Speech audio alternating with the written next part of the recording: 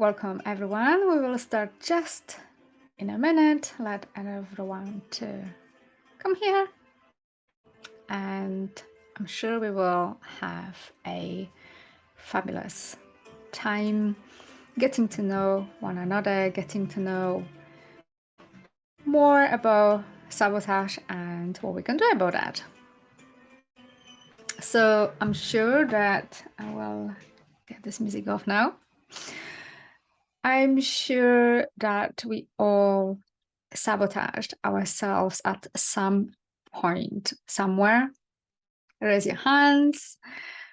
I'm as guilty as everyone else, and I still can struggle a bit with that because I am human, like everyone here. So we all can do better. However, with the tools, with knowing how the mind operates is so much easier.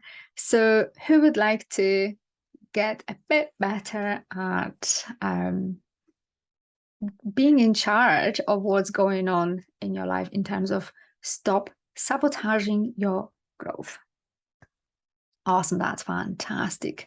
It's lovely to see that. And some of you may be thinking, but how can I do this? I've done programs, I've read books, I've showed up for myself, yet I always more or less reverted back to my old behavior, to my old ways of being. And I hear you, I understand that because I was there myself.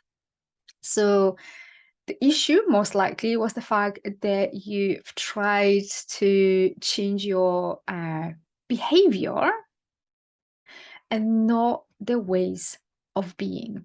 So to speak, you were trying to kind of initiate your change backwards.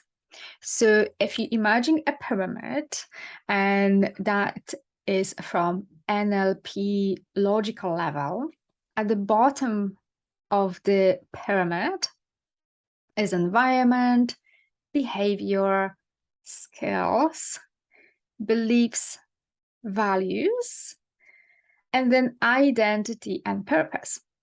So what most of us is doing, we try to change the behavior, which is at the bottom of the pyramid. We, for the most part, don't touch the identity. And what happens when we're trying to change the lower part of the pyramid, the changes hardly ever trickles up the pyramid. Where we make the changes at the top level in our identity, in our purpose, values, beliefs, they do trickle down. And why is this so important? Because who we are, what drives our behavior, that's identity. That's the top part of the pyramid. And when I work with my clients, this is why we tackle values, we tackle beliefs, we get to the root cause of any unhelpful beliefs or stories we may have and may contribute to the sabotaging behavior that we all try to stop because they're getting in our way of creating the growth, the relationships, the business, the career that we want so much. And once we form identity, which is habits, beliefs, ways of beings, that all forms identity, who we are basically, all of this directs our action, our mind, our thinking, our behavior. That's all housed in our subconscious mind, which is 95% of who we are.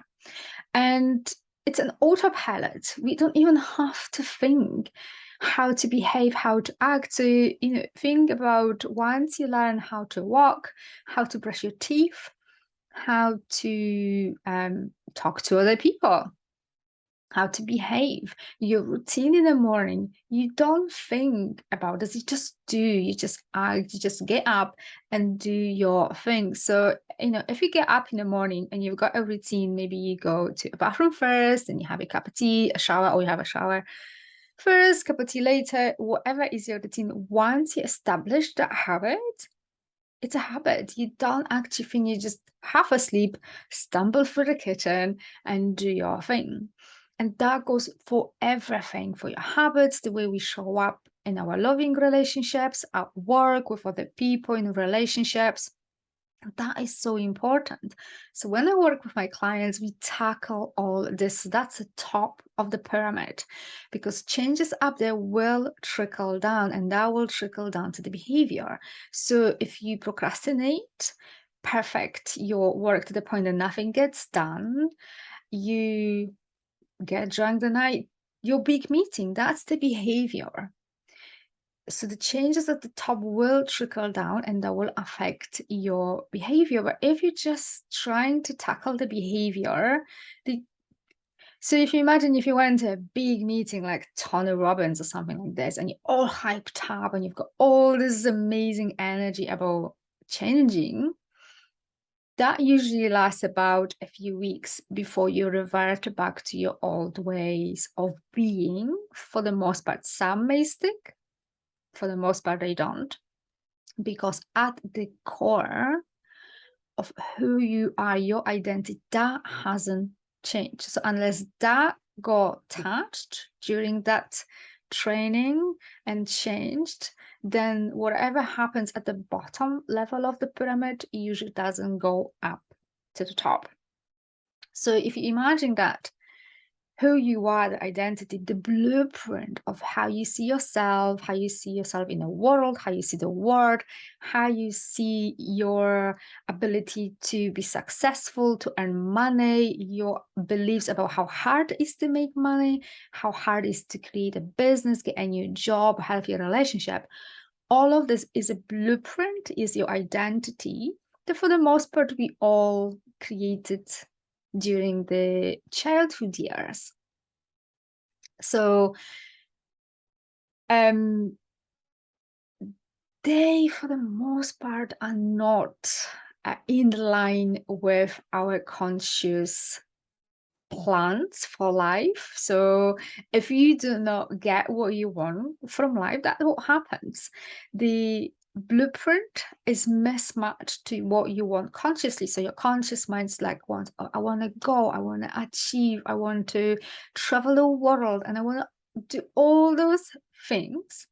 But your subconscious mind is like, no, we can't do that.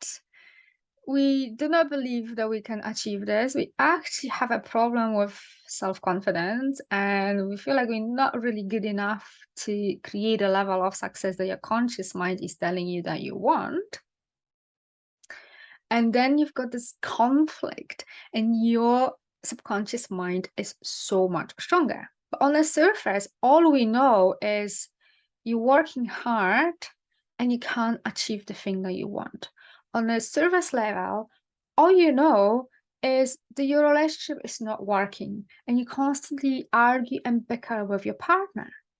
On a conscious level, all you know, your boss is an ass and you hate your job.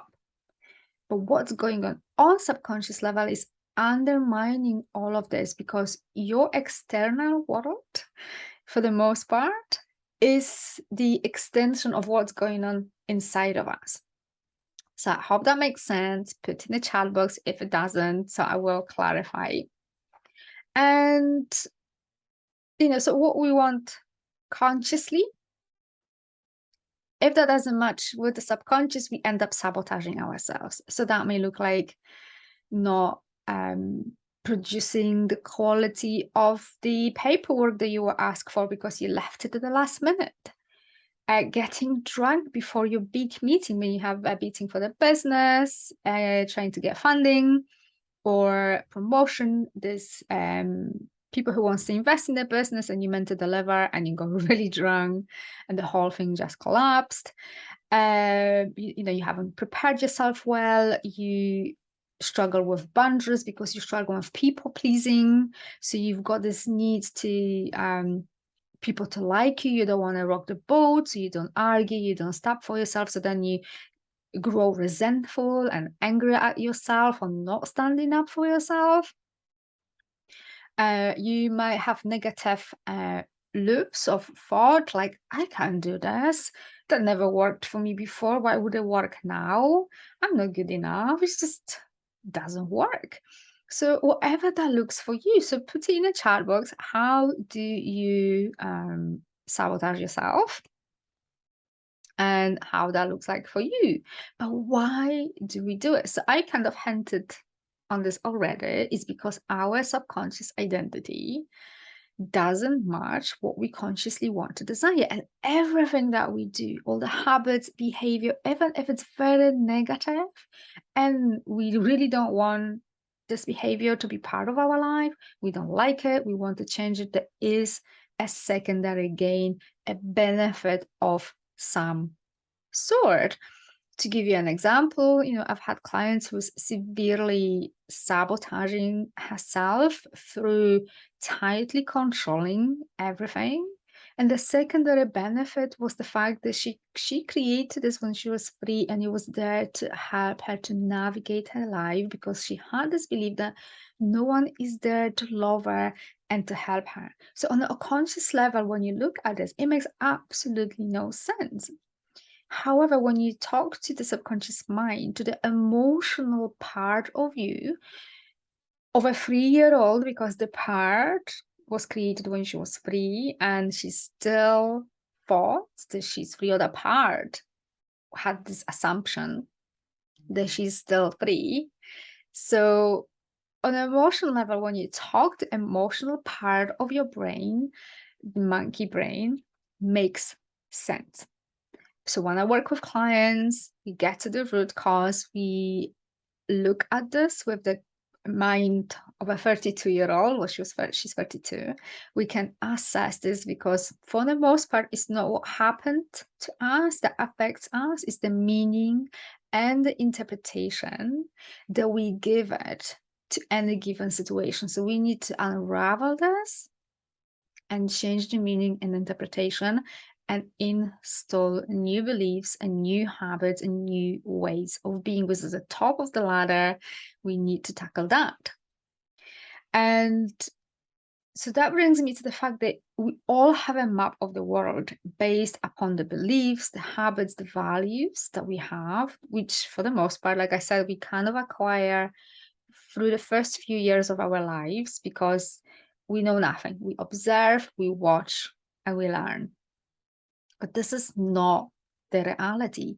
Why? Because we get bombarded with information, and we get about 11 million of information per second, I believe. We can't process that. Is absolutely impossible. So we can only process about 5 to 9 pieces of information.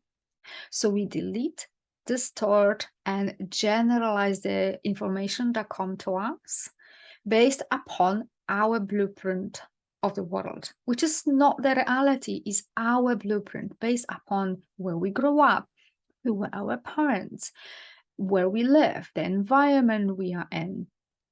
So when we just learn consciously about new ways of being, we attend those seminars and read new books. This is just the external information, and we will distort, generalize, because it doesn't match our internal map of the world. So it's so important to change the internal map of the world. And this is what I do with my clients when we work together. So once we in a habit of sabotaging, it's so hard to change, because brain prefers what's familiar and what's known. That's the habit. We've got habits because it preserves energy, because otherwise, if you imagine, I don't know about you, but when I was younger and I had to go back to school, I always had headaches because I had to concentrate. I had to really be very present. Nothing about what was happening was a routine, a habitual, because I needed to go there a few times before that became more of a habit. And I didn't need to think about where I'm going and what I'm doing. So I always had headaches for the first week. Our mind prefers what's familiar. It's just the way the brain operates. It's one of the rules. So once we learn how to behave, how to act, how to think, it's that negative loops. It's naturally we go there because it's familiar and the mind knows how to navigate. It can predict it. So even if that makes us miserable and unhappy and is really something we do not want, our mind will strive to keep us there for that reason. And also add to this the fact that we misuse our imagination. So what we do, we seeing, we hearing, we feeling in us all the worst case scenario, because who's been there? I've been there. So we have a situation and we see ourselves, I knew this is not going to work. It didn't work last time. And we imagine how things will collapse. And we imagine and we see and we feel so bad about the fact that we just know that it won't work. And we know that the conversation that we have to have with the boss is going to be terrible. We always imagine the worst case scenario. We imagine the future. And that's what it's playing out because we are that powerful.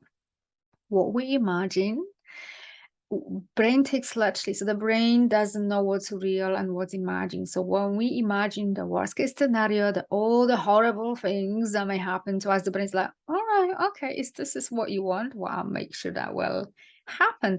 And because we imagine this affects how we feel. Because we constantly see this worst case scenario happening, it affects how we feel. We get more worried. And then we go into the meeting deflated, unhappy, and we don't show up our best. And obviously that then affects the outcomes. I hope that makes sense to everyone. And one of the things that we can change is to be courageous and curious about your behavior.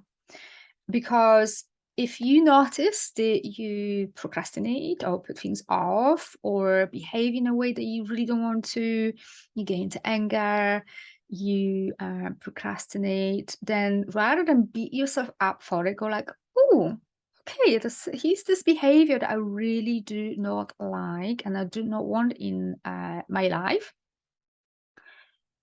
What is this trying to tell me? Where is this coming from? Have I felt like this before? Is there a pattern here? What's the benefit of me sabotaging? So a sabotage, does that mean that I don't have to show up? It's a control failure. The fact that I sabotage means that the project won't go ahead, so I won't have to step out my comfort zone. I'm not very confident. So be curious, and rather than beat yourself up with a very long stick, observe your thoughts. Become an observer of who you are. And I promise you that awareness brings you enough of a release already, because sometimes the problem we think that we have is not a problem at all. The problem that we think we have is actually not as big as we think, because our imagination plays a huge role in here. And our brain loves catastrophizing because it wants to keep you safe.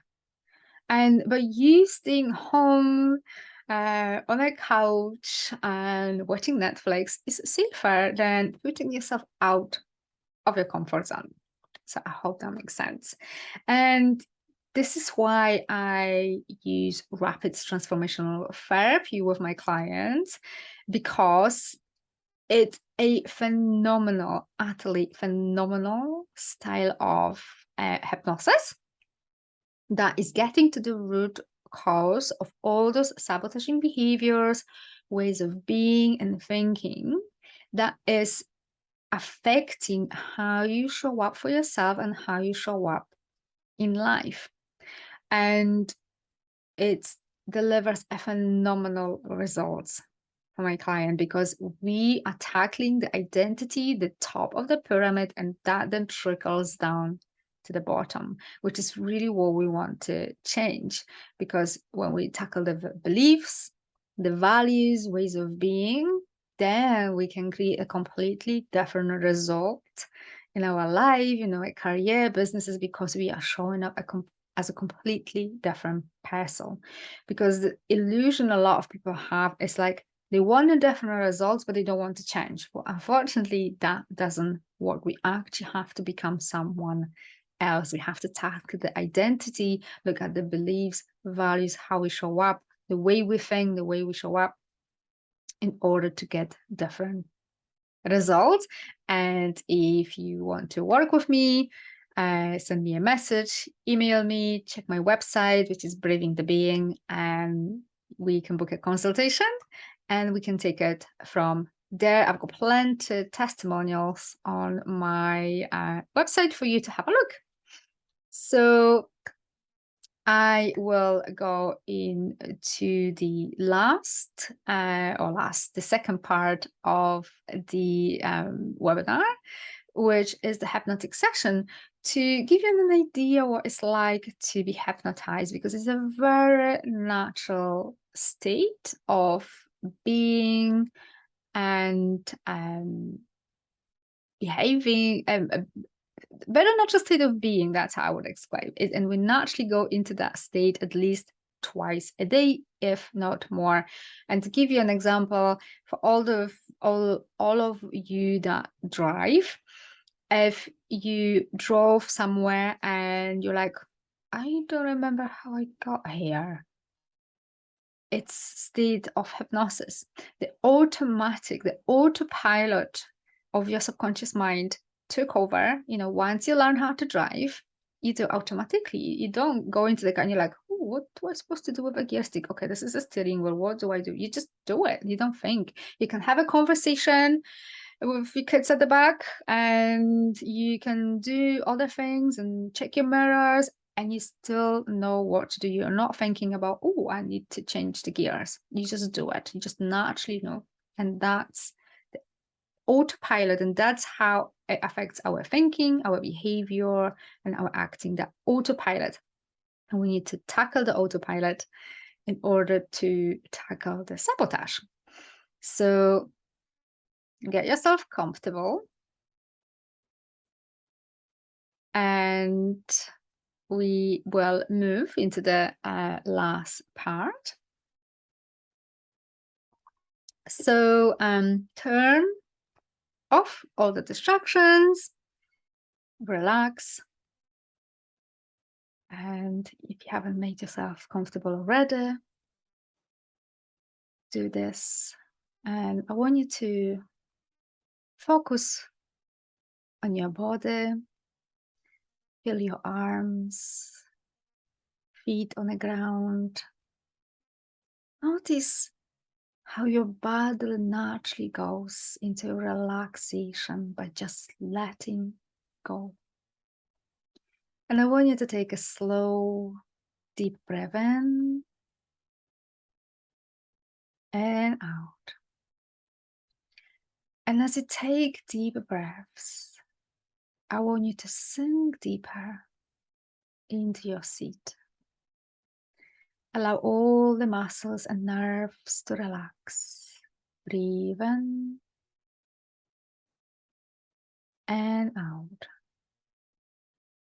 And I want you to focus on a spot, real or imagined, just above your head. So look up as high as you can.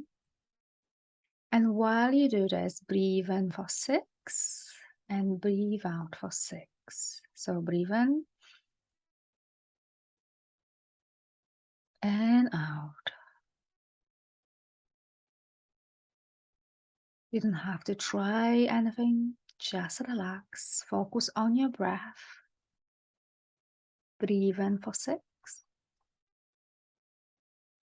and breathe out for 6, and just keep looking up. and silently count. Focus on your breathing. When you're breathing calm, good feelings, and breathe out any tension. And now, as you allow all your muscles to relax, close your eyes right down while you repeat to yourself, relax, relax, relax. All the muscles and nerves in and around your eyes are becoming heavy, droopy, drowsy. Your eyes are glued shut, sealed shut, locked together. Just lower your chin just a bit. There's no need to try to make an effort to try or not to try. Just simply follow along to the sound of my voice. And relax knowing that you are responding perfectly. And allow floating, drifting feeling to develop in your body. Immerse yourself in deep relaxation. Just let go. Notice how relaxed you feel. Scan your body. If there is any tension in the muscles of your face, anywhere in your body, just relax. Breathe in for 6 and breathe out for 6. And you are responding perfectly. And you are ready to make changes in your life. Now that your eyes are closed, it is even easier to focus on your breathing. Every aspect of your being is geared towards feeling confident. And every time I click, you go deeper, deeper, deeper. Your eyes are glued shut, sealed shut, locked together. Go deeper. Your eyes are glued shut, sealed shut, locked together. Go deeper. Your eyes are glued shut, sealed shut, locked together. Go deeper. You find yourself instinctively merging with the future you, merging right into this deeply relaxed, deeply absorbed state, where you can internalize positive suggestions and positive expectations about yourself in a way that really works for you. Noticing a wave of deep comfort and rest wash through you right now. As you drift into a different state of awareness, you're aware that you have a strong desire and a compelling, powerful, irresistible conviction that you are worthy and lovable. You are enough. You're extremely powerful. And you know that you can stand up for yourself. You have phenomenal coping skills. And you already believe in yourself in so many different ways. When you clean your teeth, when you put the shoes on, it's easy, obvious, simple to realize that you already trust yourself. Your subconscious mind remembers what it's like how it feels when you really want to do something, when you really want to try to get better at something, and how determined and focused you can become at times like this. And you know what it's like, do you not? When you feel focused and absorbed, you have that feeling that everything is possible. Everything is 100% possible at all times. whenever it's something to do with work or whenever it's a hobby. When you are doing it, distractions fade away and you're just doing what you are doing without any conscious thought. You are in a flow like a writer, absorbed in a story and characters of the novel. And there is a deep physical need within that body and that mind to be stretched, a need for exertion. We didn't evolve to lie on a couch all day. We evolved to thrive by challenging ourselves, stretching ourselves whenever that is. So every morning you set an intention, like when you were a child. You say, I intend to feel happy, to be happy, joyful, and do whatever I plan to do. It is time to make a lasting change, permanent change in how you start to really get things done consistently, professionally. And right now, allow a task, a project to come to mind that you really want to do and intend to get done. And with a calm sense of purpose, you can watch, hear, see, feel a future that you want right in front of you. See yourself in there, in that future. What are you doing? See yourself getting things done. It's so easy, so simple. We create our future with our imagination.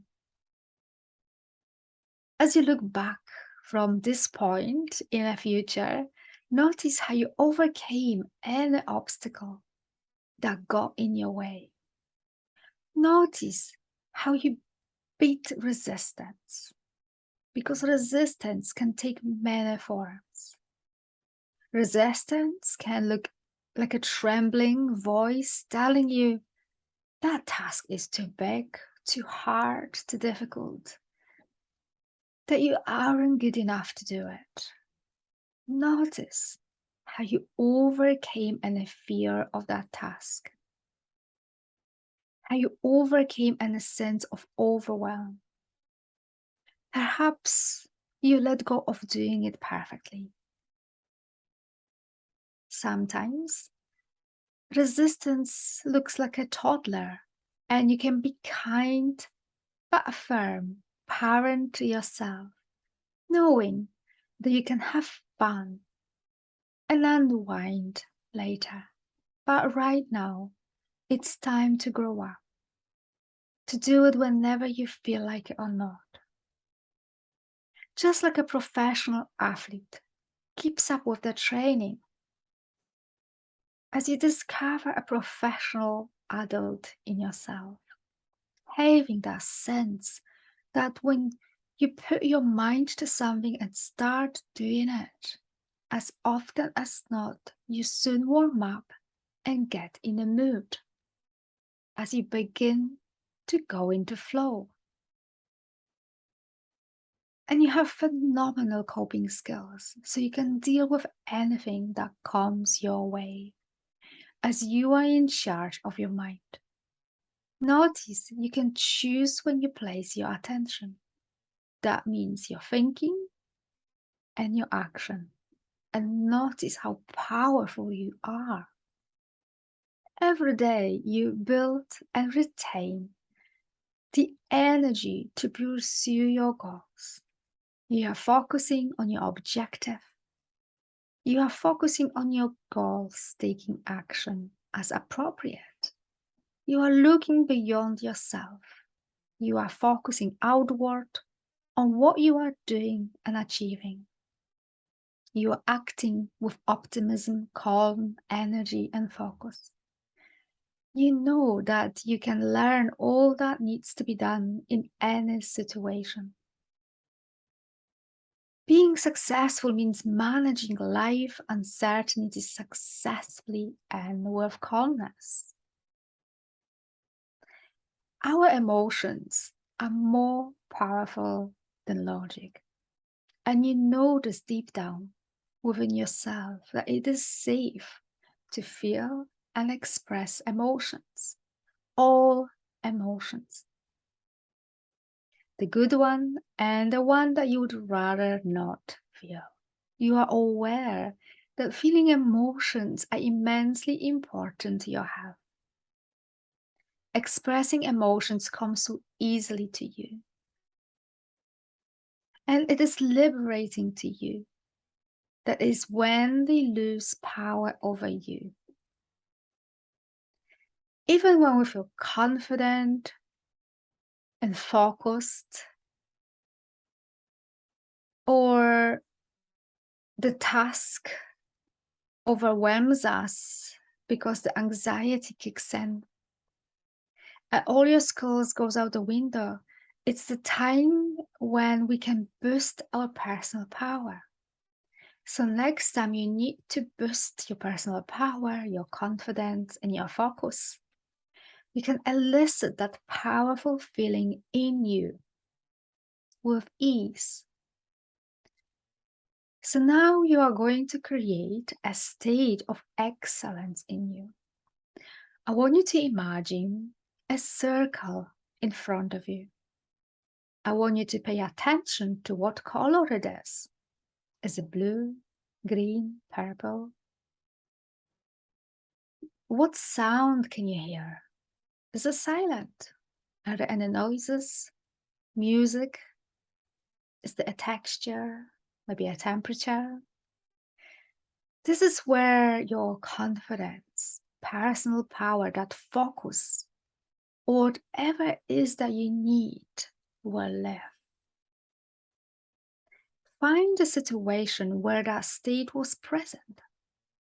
Think of a time, a place, when you were in a state of personal power, of confidence, of focus, where things were exactly as you intended. Go back into that time. See what you would see. Hear what you would hear. Feel what you would feel. Elicit that state. And when you're fully merged with those feelings, with those emotions, imagine that you are stepping into the circle of excellence. Integrate with that circle. Once that happens, imagine stepping out of that circle. Next time, you need an instant boost in confidence, in your personal power, in your focus. Whatever you chose to put in a circle, take a slow, deep breath in and out. And imagine that you are stepping into your circle of excellence. And you can imagine that you keep the circle in your pocket, on your shoulder, on your arm. Where do you want to keep that circle so it's always with you? And then when situation arises, you can just take a breath and imagine that you pop that circle out of your pocket, of your shoulder, that you touch your shoulder. Choose a way that it's most natural for you. So next time, when you need it, it's there. And now you can begin to feel more alert and refreshed. Prepare yourself to come back with a real sense of feeling amazing, with true inner confidence, established personal power, focus. On the count of 5, you will open your eyes. 1, 2, sensing the possession of your body, free for whenever you are ready. 5. Open your eyes and stretch every muscles that needs to be stretched. And welcome back. And I'm sure that was an amazing experience. Hypnosis is a very relaxing way of being. So you can listen to this again if you choose to re-establish the circle of excellence and choose a place to hold it where is the most appropriate for you. And if you wish to book a consultation with me to find out more in terms of one-to-one personalized questions, how I can help you, email me back or send me a message and we can organize this. And I wish everyone a fantastic day.